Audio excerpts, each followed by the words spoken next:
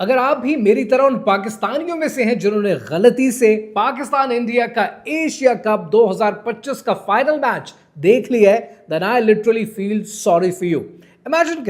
Imagine करें कि आपका आर्च राइवल आपके साथ फाइनल मैच में मौजूद है और उस फाइनल मैच में आपकी टीम बेहतरीन परफॉर्मेंस देती है और आप मैच जीत जाते हैं। जगह जगह स्क्रीन पे लिखा आता है India has one by 5 wickets, firework शुरू हो जाते हैं, दुबई रोशन हो जाता है, लेकिन आपकी टीम और आपका स्किपर विनिंग ट्रॉफी लेने से इनकार कर देते हैं। एंड द वर्स्ट इज कि सिर्फ आप पीसीबी चेयरमैन मोहसिन नकवी से ट्रॉफी लेने से इनकार नहीं करते, मोहसिन नकवी ट्रॉफी लेकर चले जाते हैं और आपका स्किपर सलमान अली आगा एक अजीब सा एक्शन करते हैं, $75,000 का रनर्स अप का चेक उठाकर साइड पर फेंक देते हैं। What you have just seen, this is not cricket. This is a master class. और ये मास्टर क्लास है मेल्टडाउन प्राइड की, ये मास्टर क्लास है पॉलिटिकल ड्रामा की, और ये master class being a Pakistani आपको एक वेकअप कॉल देती है।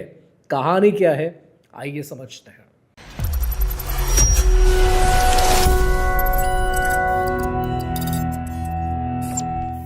I'm literally sad by the depressing performance of Pakistani team और समझ नहीं आता कि इनको प्रेशर में खेलना क्यों नहीं आता। और मिनहसल कौम अगर आप सबको उठाकर देखेंगे तो प्रॉबेबली ये पाकिस्तान भर का आपको मसला नजर आएगा। They do not know how to sustain under pressure. अंग्रेजी की बड़ी खूबसूरत कहावत है, हु ब्लिंक्स फर्स्ट, कि आखिरी लम्हे तक, आखिरी मिनट तक आपके पास मौका होता है कि आप स्ट्रैटेजी बदल दें। लिटरली अगर आपकी जेब में सिर्फ 10 रुपए रह गए ना, या 1 रुपया रह गया और वो भी कोई लेने के लिए आ रहा है, you still have time to change the whole outcome. लेकिन हम ये समझते नहीं है। हमारी टीम को लगता है मैचेस या तो जोश पे जीते जाते हैं या फिर इंशाल्लाह तेज बोलने से जीते जाते हैं। This is not how the world works. आज दुनिया की एलीट एथलीट्स को उठाकर देखें, एलीट टीम्स को देखें, वो सिमुलेशन के ऊपर प्रैक्टिस करते हैं। इंडिया चले जाएं, इंडिया में आप देखें कि एनसीए के पास हाई स्टेक नेट्स मौजूद हैं जिसके ऊपर टीम्स प्रैक्टिस करती हैं। और आप किस चीज पर प्रैक्टिस करते हैं?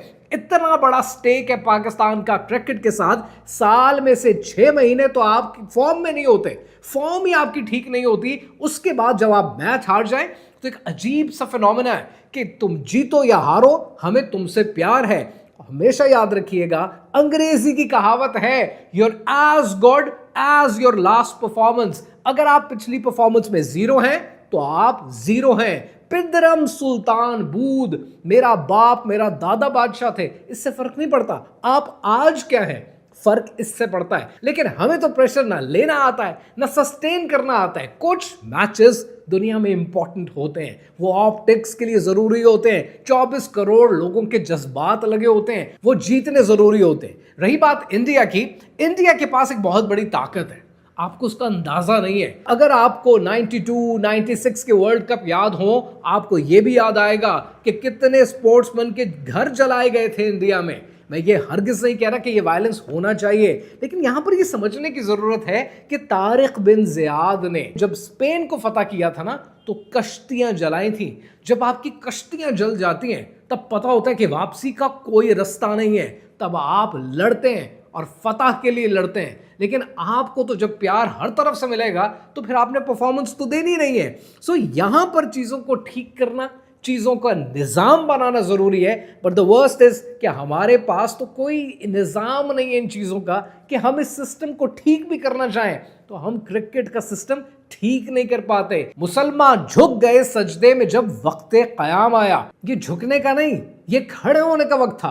और मुझे लिटरली समझ नहीं आता है कि स्पोर्ट्समैन हमारे पास आते हैं, टीम में आए हुए लिटरली जुमा 8 दिन हुए नहीं होते, परफॉर्मेंस 0 होती है, एक्शन आपका मशहूर हो जाता है। और एक्शन तो आप ऐसे बनाते हैं कि जैसे आप दुनिया फतह करके आए हैं। ये एक्शन आपकी परफॉर्मेंस से ज्यादा मशहूर है।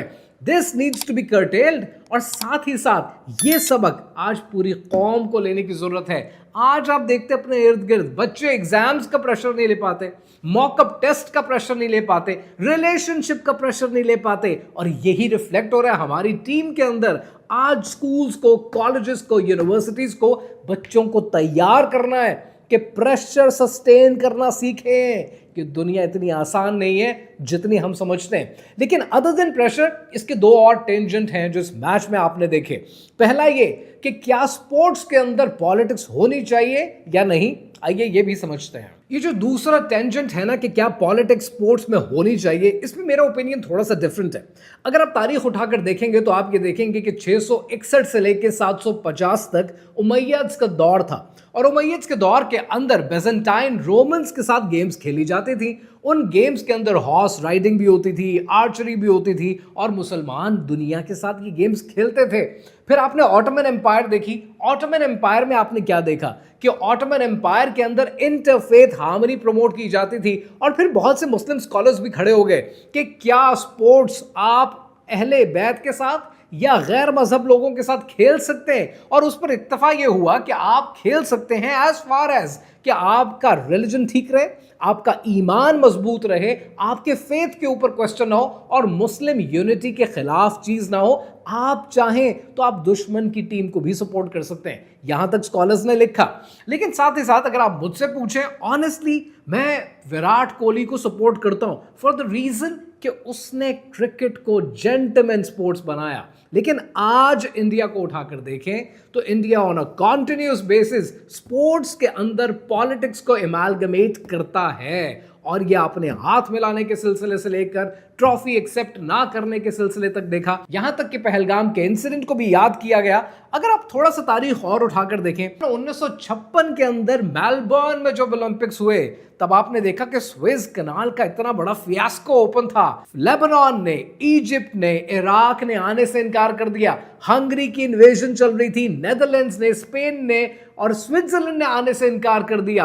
दैट वाज अ जियोपॉलिटिक्स का आफ्टरमैथ, इमीडिएट रिस्पॉन्स। फिर आपने तारीख में देखा कि 1971 में पिंग पोंग डिप्लोमेसी के नाम से यूएस और चाइना की आपस में ठन गई, और वो ping pong diplomacy, table tennis की डिप्लोमेसी के नतीजे में निक्सन को दौरा करना पड़ा ताकि ये मसला हल हो सके। और फिर आपने ये देखा कि 1967 में मोहम्मद अली बॉक्सर ने वियतनाम वॉर में न जाने की वजह से, उसके खिलाफ होने की वजह से उन्होंने अपने टाइटल्स छोड़ दिए, यहां तक कि कहा कि एन वर्ड कहना है मुझे एन वर्ड कह दो, मैं यहां पर गेम में पार्टिसिपेट नहीं करूंगा। फिर 2022 में जब कतर में फीफा का कप हुआ, वर्ल्ड कप, तब आपने देखा कि ह्यूमन राइट्स के नाम पर कतर के साथ लोगों ने बॉयकॉट करने की कोशिश की। एथलीट्स ने ईरान की रिजीम के खिलाफ बातें की। देखो, you need to understand a couple of thing. Idealism क्या कहता है? आइडियलिज्म कहता है कि स्पोर्ट्स अलग होनी चाहिए, पॉलिटिक्स अलग होनी चाहिए। लेकिन रियलिज्म क्या कहता है? रियलिज्म ये कहता है कि आज जो ये स्पोर्ट्समैन है ये आसमान से नहीं उतरे, ये हमारे ही माशरे में, आप में से, मुझ में से निकल कर आए हैं। ये जिस माशरे में निकल कर आए हैं ये ह्यूमन कॉन्टेक्स्ट पे बिलीव करते हैं, और ह्यूमन कॉन्टेक्स्ट में सियासत नहीं निकाली जा सकती। जुदा हो दी सियासत से तो रह जाती है चंगेजी। लेकिन सवाल यह है कि अगर इंडिया कॉन्टिन्यूसली पॉलिटिक्स डाल रहा है तो आप क्यों बेवकूफ बने हुए हैं? आपको क्या शौक चढ़ता है उनके साथ खेलने के लिए? जब इजराइल अपने स्पोर्ट्समैन लेके ओलंपिक्स में उतरता है तो आप नहीं खेलते ना। जब इंडिया आपको इतना प्रेशराइज करता है तो आपको क्या शौक है? कहां है आपकी गैरत और कहां है आपकी प्राइड? किसी जगह आकर आप भी लाइन ड्रॉ कर दें कि अगर ये तरीकाकार है, ये तुम्हारी आदतें हैं, ये आपकी हरकतें हैं, तो हमें कोई शौक नहीं चढ़ रहा है आपके साथ खेलने का। आज आप इस पॉलिटिक्स को स्पोर्ट्स से अलग नहीं कर सकते। This is part and parcel, but you as Pakistanis, you need to draw a line कि क्या क्रॉस होना है और क्या क्रॉस नहीं होना। Now let's talk about the third angle. 1886 में लाहौर में एक कॉलेज खुलता है। अंग्रेज इस कॉलेज को आगाज देते हैं और इस कॉलेज का नाम है एचसन कॉलेज। आपने इसका नाम बहुत सुन रखा है। पाकिस्तान के कौन से पॉलिटिशियंस हैं जो इस कॉलेज से पढ़कर तालीम याफ्ता नहीं हुए? कौन से ऐसे लोग हैं जो आज अपने फील्ड में अच्छा नहीं कर रहे? The top creed that you see, the elite of Pakistan comes from Aitchison college. लेकिन बड़े कम लोग जानते हैं कि एचएसएन कॉलेज सरकारी है। एचएसएन कॉलेज की जितने भी फंड्स हैं वो करोड़ों अरबों खरबों रुपए के फंड्स नहीं है, लेकिन फिर भी ये कॉलेज आज इतनी अच्छी परफॉर्मेंस क्यों देता है? किसी भी प्राइवेट सेक्टर के इंस्टीट्यूशन से बेहतर परफॉर्मेंस क्यों देता है? ये बात पैसों की नहीं है, ये बात मेरिट की है, क्योंकि वहां पर मेरिट को पसंद किया जाता है। इसके मुकाबले में जब आप पाकिस्तान क्रिकेट बोर्ड को देखते हैं, आपको समझ नहीं आता कि ये हुआ क्या है। इतना पैसा, इतनी पावर, इतना कुछ होने के बाद 0/0 परफॉर्मेंस क्यों होती है? उसकी वजह ये कि आप मेरिट पे तवज्जो नहीं देते। इट्स नॉट अबाउट कि इंडियन क्रिकेट बोर्ड के पास ज्यादा पैसा है, आपके पास पैसा कम है। इट्स अबाउट मेरिट, क्योंकि आप राइट बंदे को राइट जगह पर अपॉइंट नहीं करते, पॉलिटिकल अपॉइंटमेंट्स करते हैं। नतीजतन आपके पास ये होता है कि एक इंसान ने मैच में जरा सी परफॉर्मेंस दे दी, उठाओ इसको स्किपर बना दो, उठाओ इसको वाइस कैप्टन बना दो, उठाओ इसको टीम में मेजर पोजीशन दे दो। इस तरीके से दुनिया नहीं चलती है। The world is changing. T20 के फॉर्मेट में अब आपको और तरह के लोग चाहिए, आपको अपनी परफॉर्मेंस बदलने की जरूरत है। आज अगर आप मैनचेस्टर यूनाइटेड को देखते हैं तो आप उनकी कामयाबी देखते हैं, आप ये नहीं देखते कि वो कितनी कम उम्र में अकेडमीज में अपने फ्यूचर के एथलीट्स ट्रेन करना शुरू कर देते हैं। 5-5, 6-6 साल की उम्र में वो अगली पौध तैयार कर रहे होते हैं, और हमें यह नहीं पता होता कि अगले सीजन में जो स्पोर्ट्समैन खेलने वाला है, देखेंगे जिसकी परफॉर्मेंस अच्छी हो उसको ले जाएंगे, और जिसको नहीं लेके जाना होगा उसको अनफिट डिक्लेयर कर देंगे। अगर मेरिट का कत्ल होगा, जो पाकिस्तान में ऑलमोस्ट हर जगह पर हो रहा है, तो आपके पास यही परफॉर्मेंस होगी, और 24 करोड़ लोग जो क्रिकेट से एक्सपेक्टेशन लगाकर बैठे होते हैं, आप उनको नाउम्मीद कर देंगे। रही बात इंडिया की, you need to draw a line with India. क्या एक्सेप्टेड है और क्या एक्सेप्टेड नहीं है। और एक बात हमेशा के लिए इंडियन क्रिकेटर्स को वाज़ेह कर दें कि कर्म करोगे कर्म करेंगे, सितम करोगे सितम करेंगे। हम आदमी हैं तुम्हारे जैसे, जो तुम करोगे सो हम करेंगे।